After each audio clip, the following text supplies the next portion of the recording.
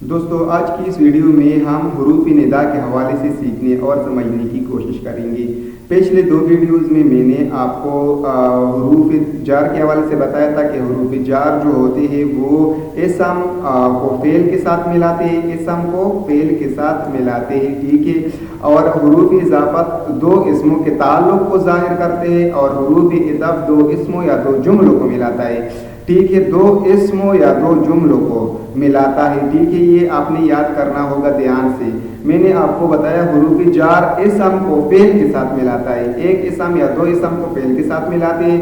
اور حروف عطف جو ہوتے ہیں جو دو اسموں یا دو جملوں کو ملانے کا کام کرتے ہیں۔ آج کی اس ویڈیو میں ہم حروف ندا کے حوالے سے سیکھنے اور سمجھنے کی کوشش کریں گے۔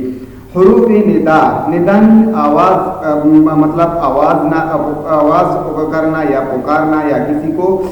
مطلب کسی کو پکارنے کے لیے جو الفاظ ہم استعمال کرتے ہیں یا ہماری منہ سے جو حروف نکلتے ہیں تو ان حروف کو ہم حروف ندا بولتے ہیں۔ وہ حروف جو کسی کو پکارنے یعنی کسی کو پکارنے کے لیے استعمال ہوتے ہیں حروف ندا کہلاتے ہیں۔ مثلا یا اللہ ہم پر رحم فرما، ارے بھائی ادھر تو آ، اے بھائی، یا اللہ، ارے احمد، ارے بھائی، چنانچہ، اے، یا، ارے،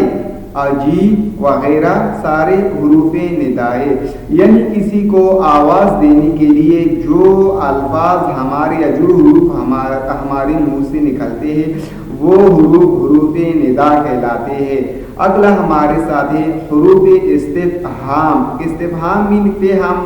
مطلب فہم سے نکلا ہے، فہم مین سمجھنا، یعنی آپ کسی سے کوئی بات پوچھتے ہو تو اس لیے پوچھتے ہو کہ آپ کو اس بات کی سمجھ آ جائے، تو سمجھنے کے لیے آپ کوئی بات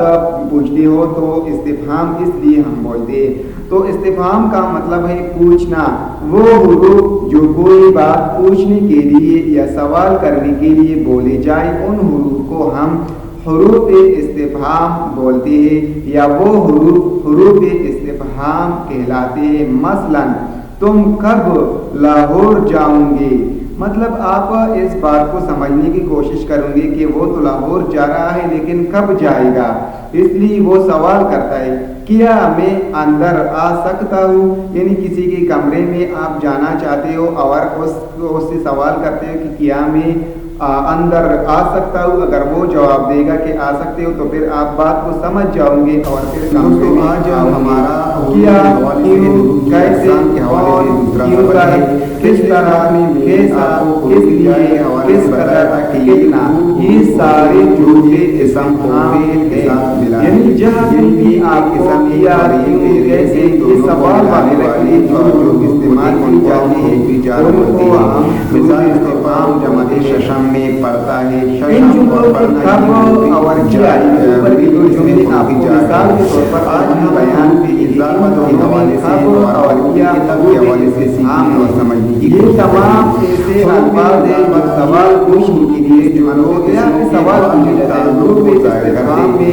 عموماً آپ سے سوال کیا جاتا ہے کہ استفہام میں بات کیا ہے۔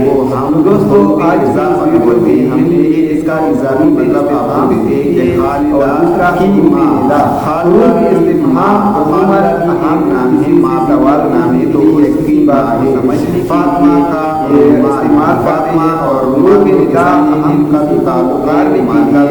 یا کسی کو آواز دینے کے لیے استعمال کرتے ہیں۔ دوستو نہیں باتیں ہوں گی تو صحیح پتے ارشدی کتاب کو یہ بتایا ہے کہ حروف تب کیا ہوتے ہیں، ایک اثر جملوں کو ملاتے ہیں، حروف اضافت کو اسموں کے آپس میں تعلق کو ظاہر کرتے ہیں، اور حروف جار ایک ساتھ فعل کے ساتھ ملانے کے لیے استعمال جو ہوتے ہیں۔ آج کی ویڈیو میں ہم نے ملانے کا کار کے حوالے سے جو اس کی آواز دینے یا ملانے کا کام کرتے ہیں اور حروف استفہام سوال پوچھا یا کسی بات